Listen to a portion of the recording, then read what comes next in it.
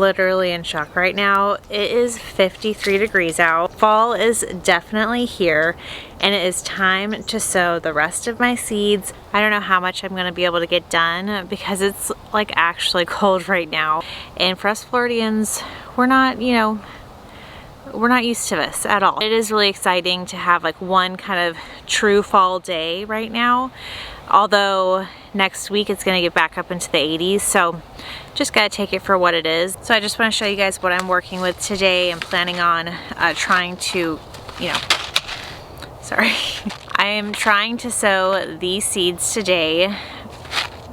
In Florida, it's just a toss-up. You never know what you're gonna get, but I know this time of the year, we're able to grow most things that we can't grow other times of the year, of course. I just wanted to give you guys a quick run through on what I'm trying to sow this time around. I didn't have time to order like these fancy heirloom varieties from like Baker Creek and everything because, you know, I just didn't want to weigh on shipping and all that. I went to Home Depot. They got some good stuff there too. Nothing wrong with that. Cauliflower, some broccoli, super snappy peas, garden beans. I know that these are going to go really well.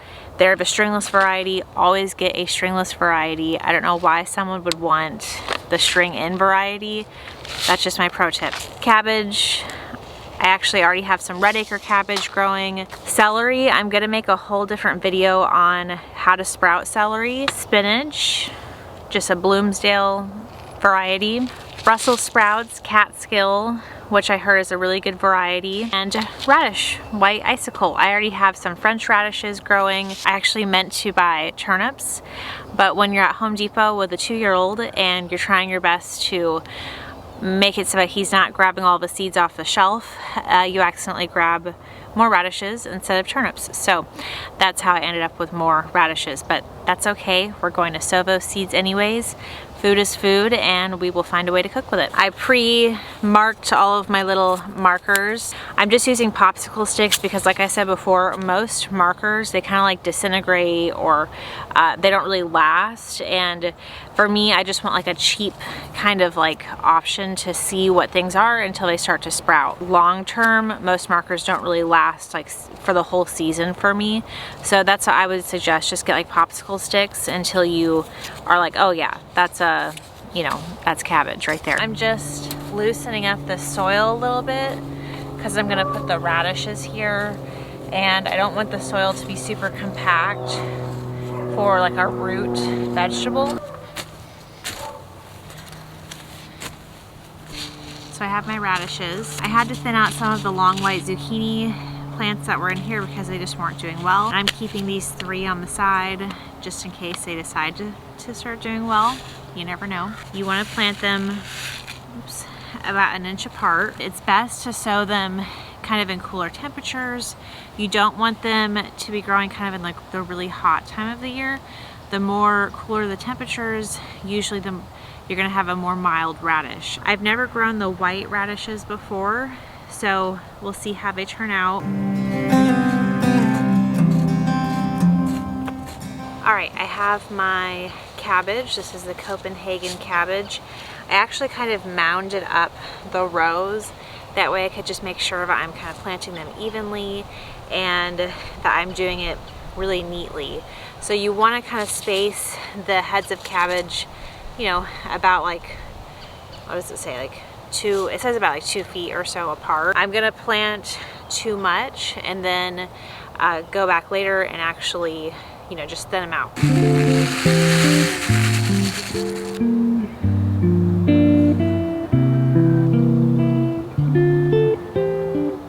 It had been raining for a few days before, so the soil is really moist. The temperatures aren't hot. I'm definitely thinking that we're gonna see some really good success over here. Whew. Still got some more stuff to plant. Do you ever just plant a garden or something and you just feel like the vibe isn't right? And I feel like lately, the past few months, like when I was planting things, like it just didn't feel right. Like the timing didn't feel right. It was really hot, all different type of stuff. Right now, when I'm planting these things, it just feels right. Yeah, it just feels good. Like I always hear gardeners saying, oh, that was my best garden yet, like that one fall or that one summer or that one spring. You know, they'll plant the same stuff like every single summer, but that one spring or summer, it just hits right. I'm hoping that that's what's about to happen here. It could not be more enjoyable right now gardening with this overcast weather and like little chill in the air. I just wanted to kind of stop and say I'm just really enjoying myself, which is the whole point about gardening. It's supposed to be therapeutic.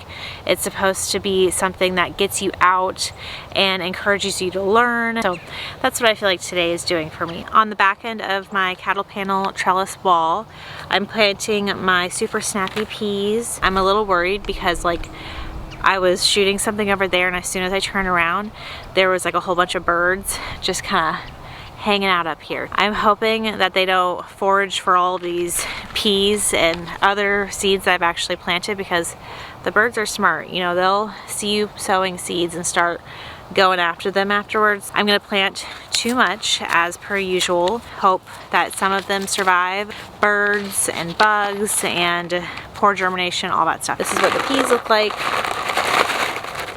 And you want to plant them about an inch in the ground. Let's see what this says. Yeah, an inch in the ground, about 6 inches apart.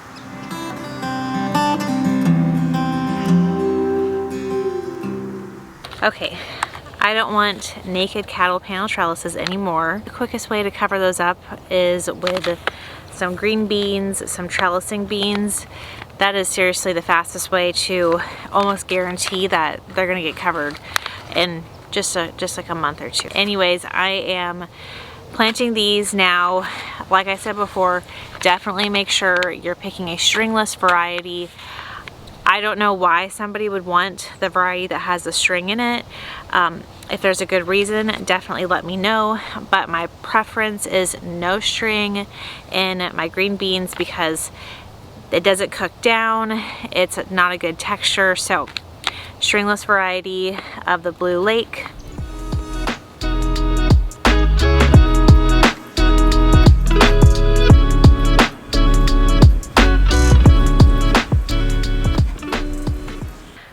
I'm back at my big bed and I'm going to attempt to sow more broccoli seeds, cauliflower seeds, and some Brussels sprouts, as well as spinach, like as a filler, kind of running along the back end of the bed and the front end of the bed. So if you've been watching my channel, you know I've been attempting to grow broccoli and cauliflower. I will say I have had some plants that have germinated, which is good. So there are probably about like 10 in all broccoli and cauliflower plants like in this bed currently. So hopefully this will be a more optimal time to grow those really sensitive, non-heat tolerant plants.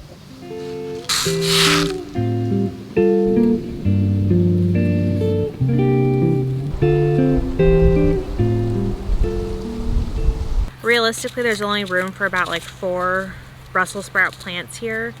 There's about 1 like square foot per plant available. Plant about 3 seeds per square foot and then thin it out later, because these get to be really big plants. They're massive. And same with, you know, cauliflower and broccoli. You're not really maximizing the amount of like return for space, but it's definitely worth growing in the season that you can grow it.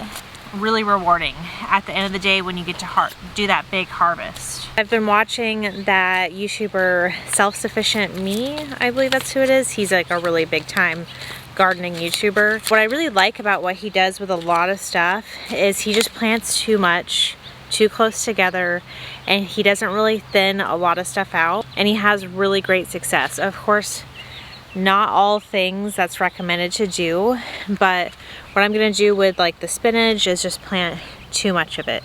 I'm gonna plant it way too close together, possibly thin it out later, but you know, not everything has to be so exact and perfect all the time with gardening. I think people really overthink gardening and they allow that to become like a barrier between them and actually gardening. Some of my best gardens have been when I've just kind of let it go and overseeded and just kind of not overthought it, those have always been my best gardens.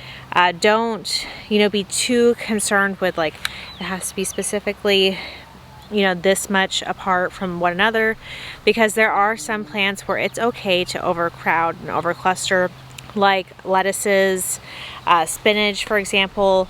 You can slightly overcrowd peas. You don't want to overcrowd like broccoli, for example, or tomatoes and some of those bigger plants. Sometimes just let yourself take it easy and just put the seeds there and see what happens. Thin it out later. So on that note, I'm planting my spinach now.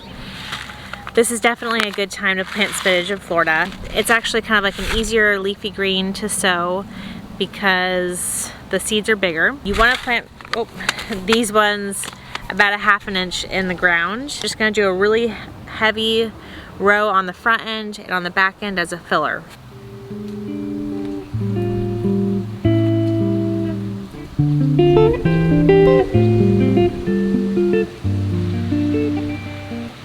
Experiment time. In one of my other 4x4 beds that is made out of wood pallets, I planted my big moon pumpkins that get to be over 100 pounds. Right now they're doing really well. They're just draping over the sides, healthy, and using the bed as kind of like a home base. What I'm doing right now, and don't look at me like I'm crazy, is I'm going to try to plant my corn in this bed. This is a 4x4 foot bed. This particular bed retains moisture. It's in full sun. I'm gonna try to plant as much as I can here, hoping that they're going to pollinate each other and that it's gonna be a lot of corn in like a really close space. I recently sowed a lot of corn seeds in one of my other big beds. I think that the seed packet was old or too beat up from my son messing around with it or something, but the corn did not germinate, which was really surprising. I'm gonna give it a shot again and plant as much as I can in here.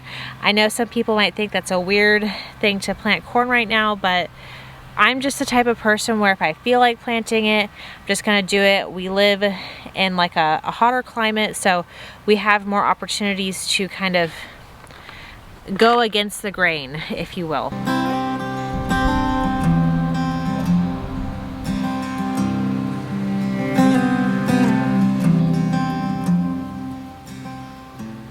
So basically all of the beds are filled with seeds.